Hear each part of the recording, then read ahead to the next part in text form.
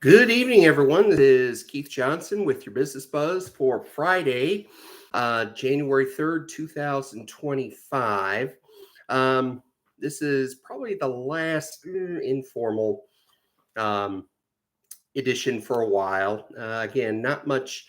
Well, a lot did happen, but not in a business sense today. But we figure after this weekend, the holidays will definitely be in the rearview mirror, and we'll be back to uh, full um, full speed ahead on everything. My practice included. Everybody will be back at work. School will be in session. So today will be the last pretty light day for a while. Um, the big news today was that the 119th Congress was sworn in. So all the new and returning representatives and all the new and returning senators were sworn in. So it is officially um, 53-47 split in favor of the Republicans for the Senate, and a 220 to 115 margin right now for the House in favor of the Republicans. There might be a little switching fluctuation over the next few months as special elections must be held for candidate or for House reps that were elected in November but promoted or put into cabinet positions or being considered for cabinet positions in the Trump administration.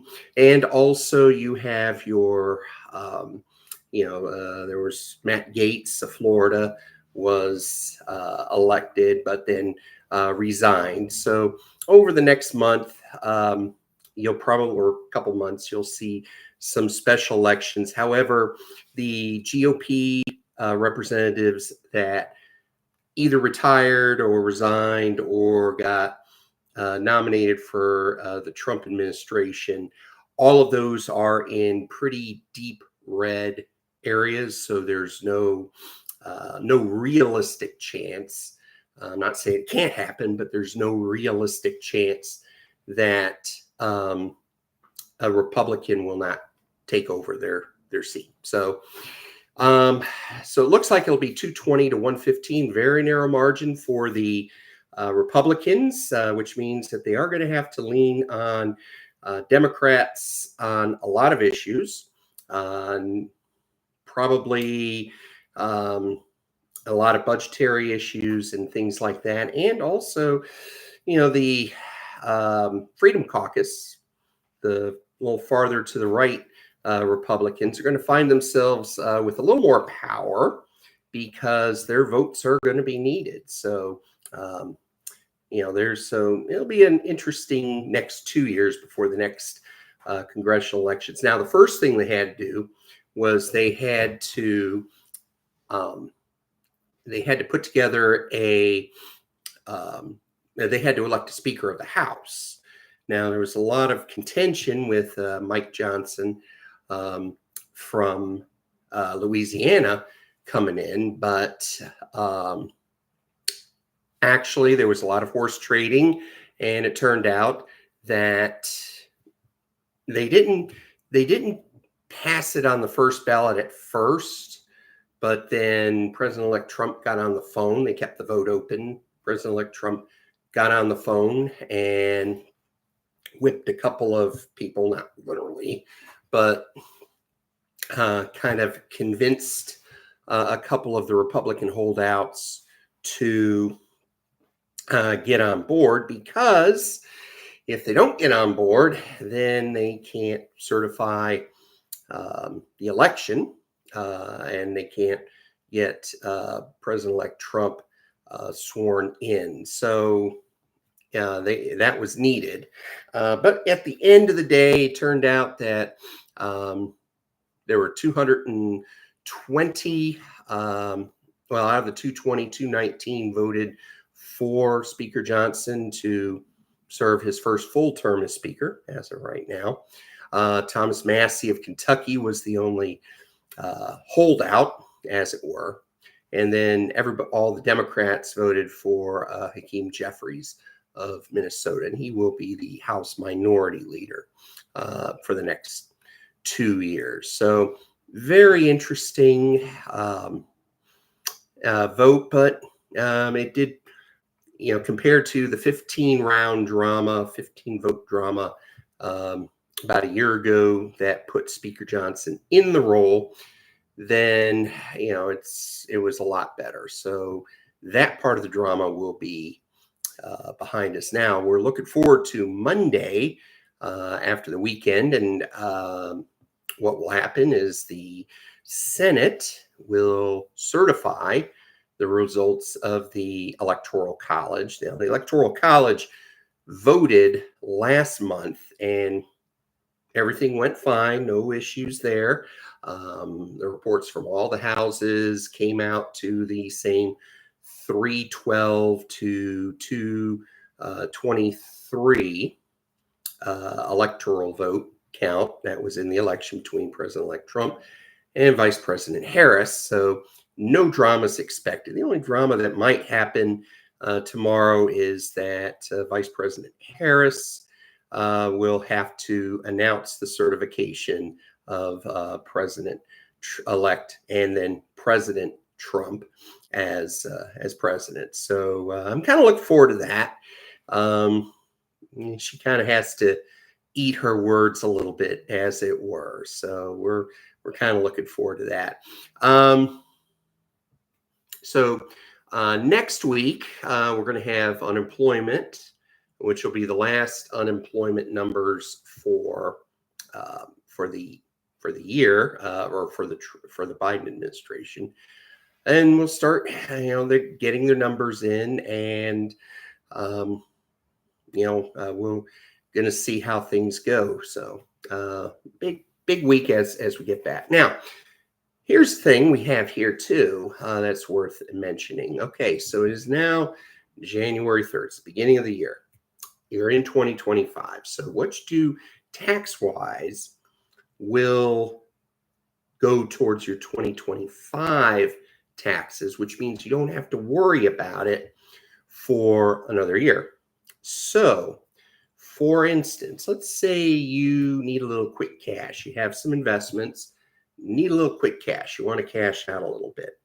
Well, if you have stocks that are gains, you want to might want to think about selling some of them off because the capital gains won't take effect until next year. I mean, they'll be counted towards 2025, but you won't get those gains locked in and reported until next year.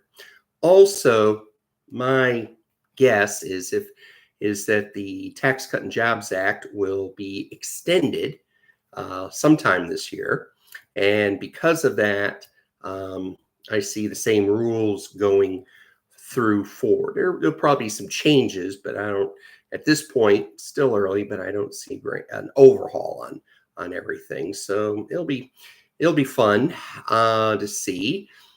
But either way, any tax changes that may occur through the extension of the Tax Cut and Jobs Act or a new act altogether won't take effect for 2025. It could, but I usually on the big stuff, they don't unless there's some kind of disaster or some kind of egregious event that will make it retroactive. So if you have any income things, so like selling stock or selling a house, now there's, depending on the situation too, you get the tax write-off or the tax exemption if it's your personal house, the Taxpayer Relief Act of 97. If not, then if it's a rental house or some kind of other property, either real or personal, you can sell it and again, you won't have to worry about paying the taxes for, well, up to about 21 months. Because let's say you sell some stock this week, okay? Goes on to your 2025. You'll get um, the 1099-B, which shows the capital gains, probably January or February of 26. Then your tax return is normally due on April 15th, normally, Florida, not this year, May 1st. But with an extension filed, you can extend all of that to October 15th. And depending on if you're in Florida or some other area that's affected by some kind of disaster, it could be postponed longer. So at the very least, you're going to get, if you sell something this week and incur a gain, you have 21 months to prepare for the taxes, any capital gains tax based on that. So, just take a long-term thinking on that, and I think you'll be good shape. Of course, always talk to your financial planner. Yes, I do have a PFS, personal financial specialist, but and I do advise clients on basic tax strategies for investments, but I choose not to pursue it full time at this point. So, I'm a tax advisor.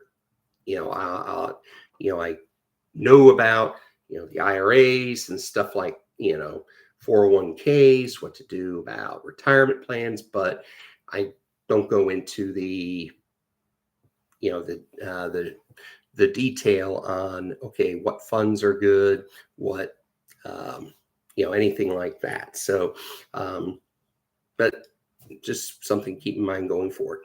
So anyway, so that will be it for today. And have a good weekend, y'all. And then we'll hit the ground running on Monday. So have a good evening. Take care. Bye-bye.